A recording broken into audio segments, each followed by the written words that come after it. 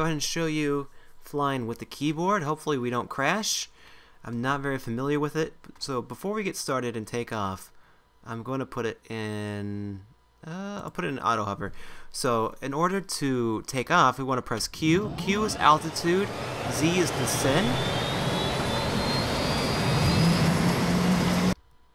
Let's go ahead and churn Cannot fire. the audio down a little bit more. Here we go.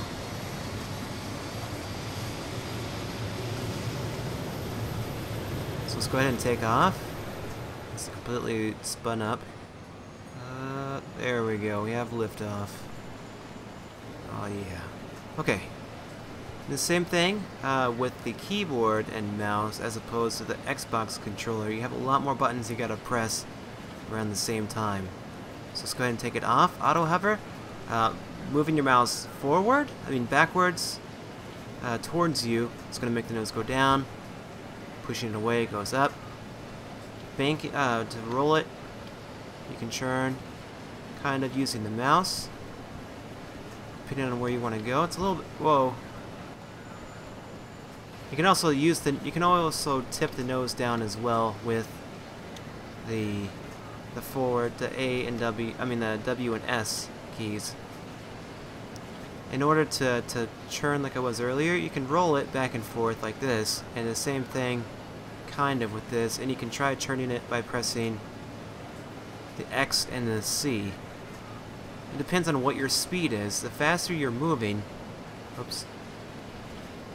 the faster that you're flying, it'll make it a lot more difficult to try and churn using the keyboard. It seems there's probably a lot of people out there who are a lot more familiar with the keyboard than I am. So for me, flying with the keyboard is a lot more difficult than it would be for someone who's been practicing with this. So you can roll it A and D, and I'm trying to churn it a little bit with. I'm doing a combination of using the pedals and using the pedals and the mouse to try and churn it for these churns. And then if you're wanting to land, let's go ahead and see if we can try and land where we took off from. There's two different options that you have. Number one, you can use auto hover, or number two, if you feel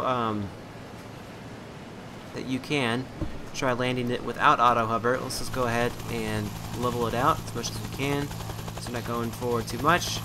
And it's going to hold Z down, not too much because you don't want to go down too fast. If you descend too fast, you can kill the engine on impact. I'll show you an example of that here in a second. Right, so we've successfully landed.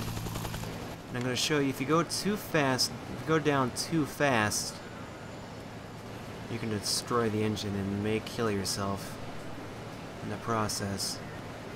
It's going to hold it all the way down. There. So you don't want to do that, especially after you just found a brand new chopper and you want to fly it around. Don't hold it down. You want to try and ease it down onto the ground as much as possible. You can hold it and then let go. Hold it and let go. Kind of a method of having it go down a little faster than just kind of tapping it to go down.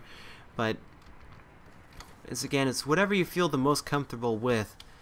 And since you spent all the time putting all the gear that you need for a helicopter to fly one, it would be really horrible if you just ended up killing the engine by landing like that. So hopefully this will help you if you try to use the keyboard and mouse, or if you have an Xbox controller or anything like that. If you have any questions, please let me know. Hopefully this was informative. Thank you for watching.